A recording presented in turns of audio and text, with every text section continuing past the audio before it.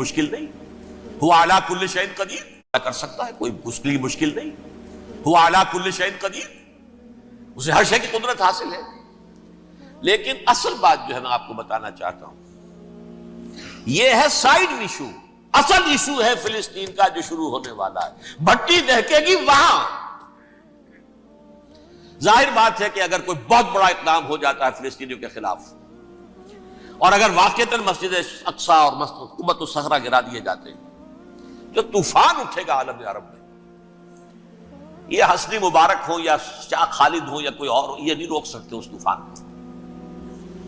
نوجوان خون اٹھے گا، غیرت اور جو بھی حمیت ہے.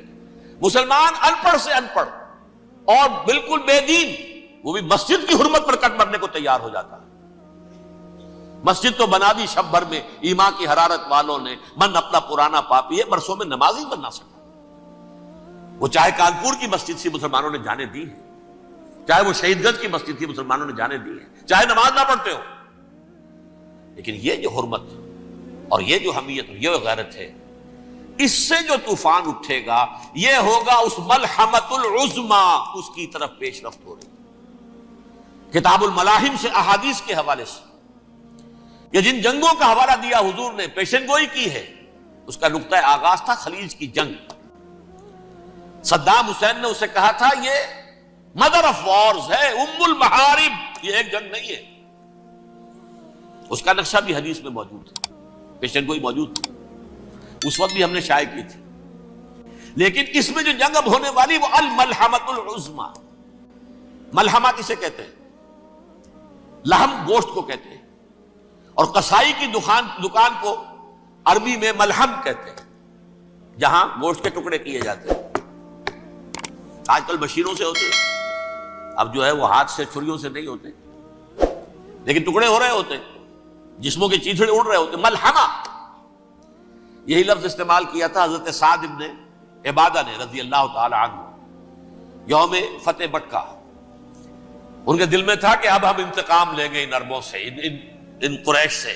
الیوم یوم الملحمہ، الیوم یوم الملحمہ، یہ کہتے ہوئے جا رہے تھے. ایک خاص کیفیت، آج ہے گوشت کے ٹکڑے اڑانے کا دن. حضور سے کہا کسی دن جا کر کے سعد تو یہ کہہ رہے ہیں الیوم یوم الملحمہ، الیوم یوم الملحمہ. حضور نے فرمایا نہیں، ان سے کہو جا کر الیوم یوم المرحمہ، الیوم یوم المرحمہ، آج رحمت کا دن ہے، آج تو میں ان سب کو معاف کروں گا. لا تثریب علیکم اليوم، میں تم سے وہی بات کہہ رہا ہوں جو میرے بھائی یوسف نے کہی تھی اپنے بھائیوں سے. اذهبوا فانتم الطلقاء، جاؤ تم سب کے سب آزاد. وہ ملحمہ ہے جس کو کہ حضور نے حضرت معاذ بن جبل رضی اللہ تعالیٰ عنہ کی روایت ہے، اس میں سے جو ابو داؤد میں روایت آئی ہے اس میں الملحمۃ العظمی، عظمی مؤنث ہے اعظم کا. آپ کہتے ہیں جنگ عظیم اول، جنگ عظیم دوم. عظیم کا باپ ہو گیا اعظم، سب سے بڑا، اور اس کا مؤنث ہے سب سے بڑی، عظمی. الملحمۃ العظمی، سب سے بڑی لڑائی. میرے نزدیک یہ وار کے معنی میں نہیں ہے، بیٹل کے معنی میں. انگریزی میں یہ دو لفظ علیحدہ ہیں، وار، بیٹل. وار سالوں کو محیط ہوتی ہے، بیٹل کسی ایک خاص جگہ پر جو لڑائی ہوتی ہے اس کو کہتے ہیں. حضور کے اور قریش کے درمیان 6 سالہ وار تھی، جنگ تھی. لیکن battles, battle of Uhud, battle of Badr, یہ بیٹلز تھی، لڑائیاں تھی. تو عظیم ترین جنگ شاید اس اعتبار سے نہ ہو جیسے کہ ورلڈ وار 1 اور ورلڈ وار 2، یعنی اس کی وسعت کا اتنا معاملہ نہیں اور طوالت کا نہیں. لیکن جو لڑائی جو ہے بیٹل ہونی ہے، جس کو کہ یہ لوگ، یا چونکہ میں نے کہا تھا شروع میں کہ سرما ہے میری آنکھ کا خاک حجاز و حول قدس. نیو ٹیسٹمنٹ کی آخری کتاب ہے the book of revelation, revelation of saint John. اس میں آرمگڈون کہا گیا ہے اسے. ہر مجدون، یہ عبرانی لفظ ہے. ہر کہتے ہیں اونچی جگہ کو، سطح مرتفع. مجدون میگیڈو، میگیڈو ایک وادی ہے، مرتفع، وادی مرتفع. یہ ہے واقع لبنان، اسرائیل اور شام کے درمیان جو ٹکڑا، جو ٹرائنگل بنتی ہے، یہ ہے. یہاں پر بڑی جنگ لڑی جائے گی، اور یہ جنگ صلیب ہوگی جو کہا ہے بش نے. یہ جنگ صلیب 2nd ملینیم شروع ہوئی تھی تو پہلی صلیبی جنگ ہوئی تھی. 3rd ملینیم شروع ہوا ہے، یہ 2nd صلیبی جنگ ہے، یہ کروسیڈ ہے. اور میں اس مرتبہ امریکہ گیا تھا تو پہلی مرتبہ مجھے وہاں ایک رسالہ ملا ٹرمپٹ نام کا. یہ امریکہ کے جو بہت ایکسٹریمسٹ قسم کے پروٹیسٹنٹس ہیں، یہ ان کا رسالہ ہے، اور ان کے بارے میں اب کہا جا رہا ہے وہ کرسچین زائنسٹ ہیں.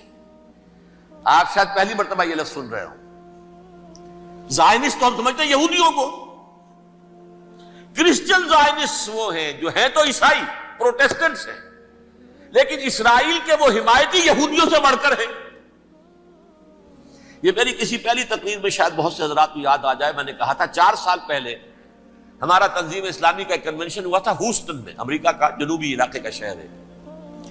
ایک سیشن اس میں ہم نے رکھا تھا انٹرفیتھ، ایک عیسائی کو بلایا تھا، ایک یہودی بہت بڑا وہاں کا عالم ہے اس کو بلایا تھا.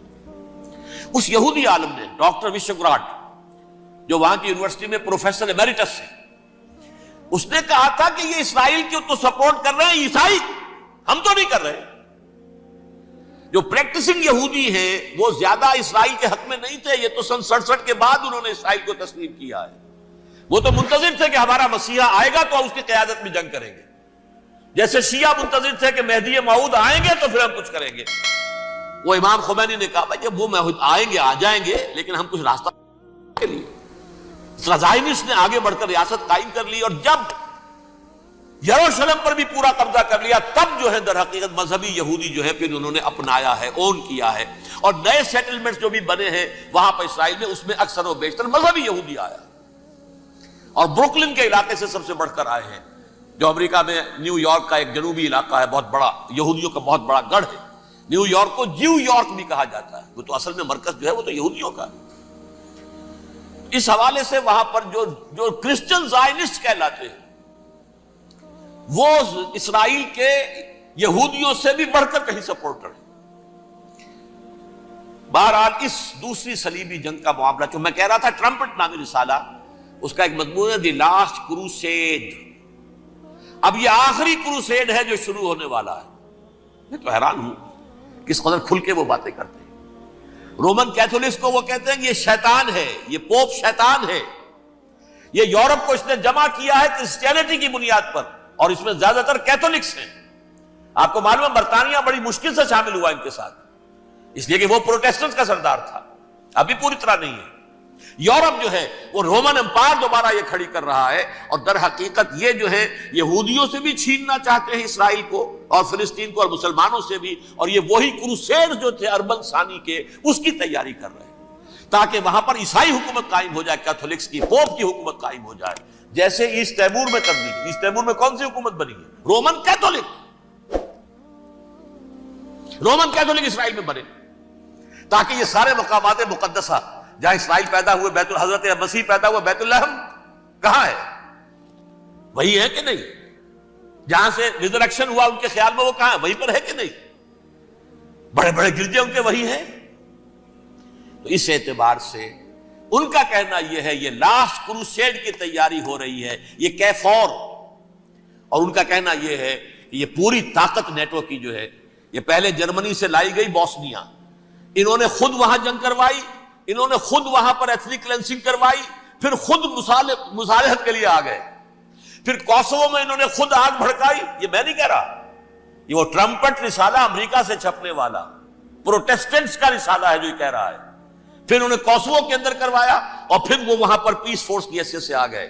اب وہ میسیڈونیا میں کروا رہے ہیں اور وہاں داخل ہو گئے ہیں. اگلا قدم ان کا سائپرس ہوگا، سائپرس میں ترکوں کو اور وہ گریکس کو لڑائیں گے اور وہاں آ جائیں گے، وہاں سے ایک چھلانگ لگائیں گے اور یہ فلسطین میں پہنچیں گے، اور یہ وہاں پر ایک رومن امپائر، اپنی پرانی رومن امپائر کی طرح کی رومن کیتھولک ریاست قائم کرنا چاہتے ہیں. تو وہاں امریکہ کے عیسائیوں میں بھی کوئی ایک طبقہ نہیں ہے، کیتھولکس بھی ہے، کیتھولکس زیادہ نہیں ہے ہمدرد، لیکن اب تابع ہو چکے ہیں. اسحاق ریبین نے جب یہ پیس ٹاک شروع ہوئی تھی، آپ کو یاد ہوگا شاید کہ جب وہ آیا تھا واشنگٹن سے واپس فلسطین اسرائیل، تو پہلے روم میں رکا for an audience with the pope, اور پوپ کو اس نے ایک مرتبان سا پیش کیا تھا، حضرت سلیمان علیہ السلام کے زمانے کا مرتبان، اور کہا تھا دیکھیے 3000 برس تک ہم نے اس کی حفاظت کی ہے، اب یہ میں آپ کے حوالے کر رہا ہوں. اس کے بعد سے پوپ جو ہے بالکل رام ہو گیا اور وہ عیسائیوں کے ساتھ اور یہودیوں کے ساتھ ان کا پورا معاہدہ ہو. اب پورا عیسائی ورلڈ جو ہے بعثت مجموعی یہودیوں کے شکنجے میں ہے. البتہ ان کے اندر بھی جھگڑے ہیں. جو وہاں پر وائٹ کرسچن ملیشیاز ہیں وہ ایکسٹریمسٹ ہیں کیتھولکس.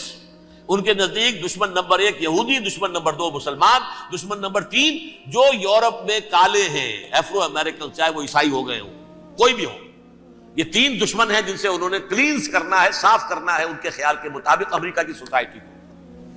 اولا یہود، پھر مسلمان، اور پھر یہ جو کالے ہیں.